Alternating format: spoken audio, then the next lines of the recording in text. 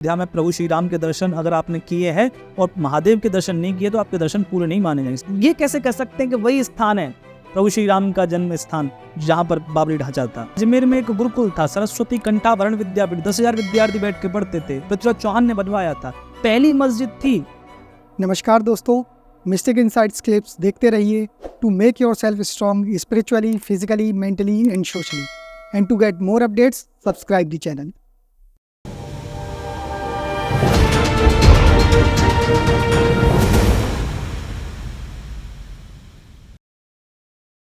सभी के point of view से अयोध्या जो था इतना पवित्र और तीर्थ स्थल था, तो फिर अब बात आ जाती राम मंदिर पे। तो राम मंदिर कब आया फिर पिक्चर में? राम मंदिर कब और कैसे?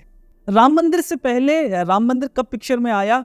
ये राजा जो सुमित्र थे, जो जब मारे जाते हैं महापद्मन की क्रांति में, उस समय राम मंदिर वहां पर था, क्योंकि अवशेष उस समय के एएसआई को मिले हैं। लेकिन धीरे धीरे करके वहां पर शासन बौद्ध आ जाता है, बुद्धों का शासन आ जाता है, और बौद्ध मत धीरे धीरे करके सनातन विरोधी बहुत द्रुत गति से हो जाता है, मतलब कट्टरता आ जाती है बौद्ध राजाओं में। फिर इसी में एक राजा का जन्म होता है, वो था पुष्यमित्र शुंग, शुंग वंश का राजा, जो कि अशोक से 50 साल बाद आते हैं। तो ये शुंग वंश के राजा पुष्यमित्र शुंग वहाँ के राजा को मारकर खुद सेनापति थे, राजा बन जाते हैं। इनको बौद्ध जो शास्त्र हैं उनमें बहुत ही ज़्यादा हेट करके देखा गया। क्यों? क्योंकि इन्होंने मठ जला दिए थे बौद्धों के, ऐसा वो मानते हैं, लेकिन कोई भी हिस्टोरियन, इतिहासकार इस बात को साक्ष्य नहीं दे पाता कि ऐसा किया भी था उन्होंने। तो पुष्यमित्र शुंग का नाम मैं क्यों ले रहा हूँ? क्योंकि पुष्यमित्र शुंग को जो वामपंथी इतिहासकार है वे राम कहते हैं कि यही राम है, तुम्हारे असली राम नहीं हुए, जो तुम राम कहते हो त्रेता युग के, वो राम नहीं है, बल्कि पुष्यमित्र शुंग की स्टोरी को ही तुमने राम के रूप में परिवर्तित कर लिया है। अच्छा, ये वामपंथी लोग कहते हैं, वामपंथी इतिहासकार कहते हैं। और इसको मानने वाले संख्या कम नहीं है, इस तथ्य को मानने वाली संख्या बहुत ज्यादा है। क्यों? क्योंकि पुष्यमित्र शुंग अयोध्या में बैठकर अश्वमेध यज्ञ कर रहे हैं। तो अयोध्या फिर से ताकत में आ गई पुष्यमित्र शुंग के समय में। तो वो ब्राह्मण थे, सनातन के धुर समर्थक थे, बौद्धों के दुर्विरोधी थे, तो बौद्ध थोड़े से वहां पर कमजोर पड़ते हैं। तो इसलिए पुष्यमित्र शुंग के लिए थोड़ी सी वहां बुराई लिखी जाती है। लेकिन पुष्यमित्र शुंग के बाद फिर धीरे धीरे धीरे करके अयोध्या जल जाती है। पुष्यमित्र शुंग के बाद वहां पर आक्रमण होता है, अयोध्या नष्ट हो जाती है, और इतनी नष्ट हो जाती है कि वहां पर अब वर्णन आता है विक्रमादित्य का। अब पहली बार आपको मंदिर के साक्ष्य मिलेंगे। अब मंदिर बनाया किसने वो मिलेगा आपको। सब कुछ तबाह हो चुका है, अयोध्या एक तरीके से गायब हो चुकी है नक्शे से। फिर वहां पर उज्जैन के राजा विक्रमादित्य पहुंचे। अब विक्रमादित्य भी दो हैं हमारे इतिहास में। एक वो गुप्त राजा थे जिनका चंद्रगुप्त नाम था, विक्रमादित्य की उपाधि धारण करी। एक जो उज्जैन के राजा थे जो, अगर आपने कभी विक्रम संवत देखा हो तो विक्रमादित्य के नाम से हम विक्रम संवत शुरू करते हैं। लेकिन वामपंथी इतिहासकार बहुत मस्त हैं, वो मानते हैं कि विक्रमादित्य तो हुए नहीं, जो उज्जैन वाले राजा थे जिनके ऊपर विक्रम संवत पड़ा। अच्छा, ये विक्रम संवत उन्हीं के उस पर पड़ा, राजा विक्रमादित्य के नाम पर, क्योंकि उन्होंने शकों को हराया था। शक एक बाहरी जाति थी जो इस देश पर आक्रमण करने के लिए आई, उन्होंने शकों को खदेड़ा और इस देश को शकों से मुक्त किया। मुस्लिम तो बहुत बाद में आए, इनसे पहले बहुत जातियां आ चुकी हैं यहाँ पर। तो विक्रमादित्य जब अयोध्या पहुंचे, अब कोई से विक्रमादित्य ले लीजिए, इतिहासकारों में अलग अलग मत हैं इसको लेकर, तो विक्रमादित्य पहुंचते हैं लेकिन अयोध्या नहीं मिलती उन्हें। अयोध्या की पहचान भी नहीं हो पाती कि अयोध्या है कहाँ। तो कैसे पहचान करते हैं? तो सीताराम जी ने बहुत अच्छी पुस्तक लिखी है पूरे इतिहास पर। वे बताते हैं कि सरयू से उन्होंने पहचान करी कि सरयू नदी बहती थी। और सरयू के बारे में मैं आपको थोड़ा सा तथ्य बताऊं कि आज सरयू नदी नहीं है। आज जो सरयू है वो सरयू नहीं है। आज सरयू नदी का नाम घाघरा है। आपको सरयू का नाम मिलेगा वो केवल अयोध्या में मिलेगा, अयोध्या जिले में ही वो सरयू कहलाती है। बाकी ऊपर नीचे क्या कहलाती है? घाघरा नदी कहलाती है। और घाघरा नदी बाद में जाके गंगा से मिल जाती है। बाद में योगी आदित्यनाथ ने इसका नाम चेंज करने की मतलब अपनी तरफ से पूरी कोशिश करी है, किया भी है कि इसको पूरा ही सरयू कहा जाए, घाघरा नहीं कहा जाए। घाघरा इसलिए कहते हैं गुरगुर शब्द से बहती थी।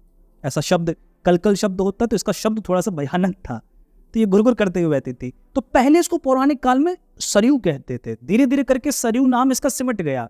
आज जो मेन सरयू है वो बह रही है अल्मोड़ा में। हाँ, वो सरयू नदी मिल जाती है शारदा नदी में, फिर शारदा नदी आकर मिल जाती है घाघरा में, फिर घाघरा जाके मिल जाती है गंगा में।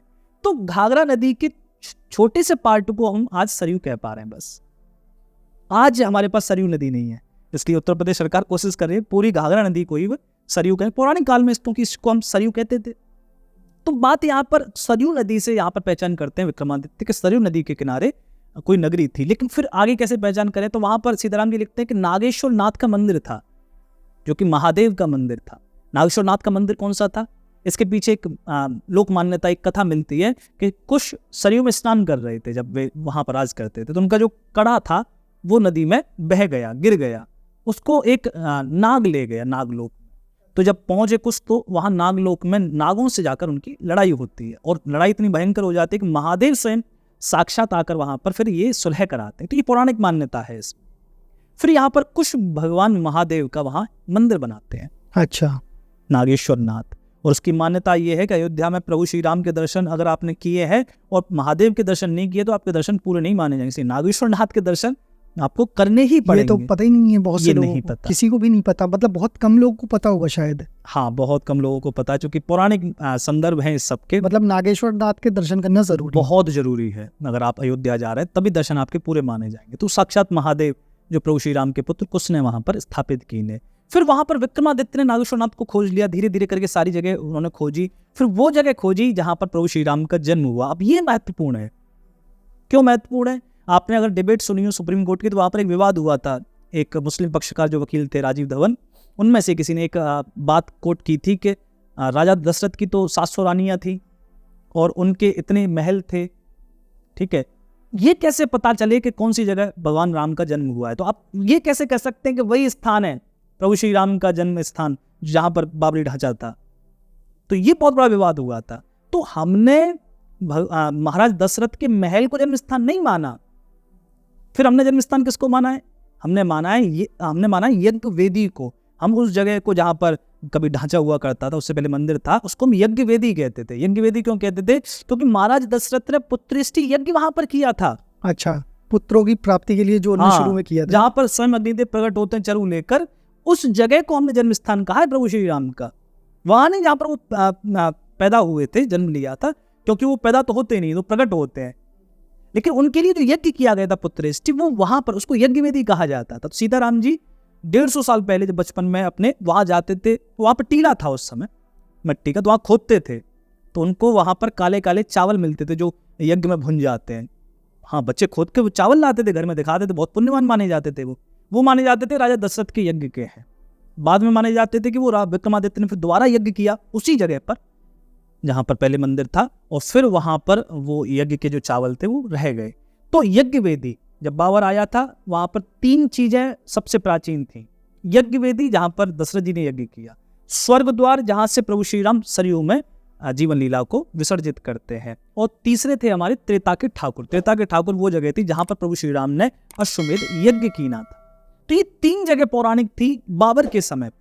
तो यहाँ पर यज्ञ वेदी का पता चला, यज्ञ वेदी को स्थापित कीना विक्रमादित्य ने, और बहुत ही भव्य मंदिर बनाया, और उसी मंदिर के अवशेष ASI को प्राप्त हुए बाद में। अच्छा, जहाँ यज्ञ वेदी थी वहीं पर मंदिर बनाया। वहां पर मंदिर पहले से भी था, लेकिन मतलब विक्रमादित्य जी ने उसको पूरा बनवाया, पूरा अच्छे से उसको अच्छे से जीर्णोद्धार कराया, पूरा अच्छे से उसको फिर एक रिकंस्ट्रक्ट कराया, और फिर से हमें एक मंदिर वहां पर देखने को प्राप्त होता है प्रभु श्री राम का। वहां पर रामलला को विराजमान किया विक्रमादित्य ने। ये रामलला विराजमान रहते हैं बाबर के समय तक, बाबर के समय तक। फिर कहाँ चले गए वो भी एक बहुत अच्छी, लेकिन ये भी है ना कि जो आप बाबर की बात कर रहे हैं, तो लोग कहते हैं कि बाबर ने मंदिर को तोड़ा था। तो क्या बाबर ने मंदिर को तोड़ा था पूरी तरह, कि उसी मंदिर में अपना मस्जिद बना दिया? हाँ, मैं इस बात पे आऊंगा, लेकिन उससे पहले समझना पड़ेगा कि ये मंदिर भी कई बार बना है। विक्रमादित्य का समय बहुत पहले का है।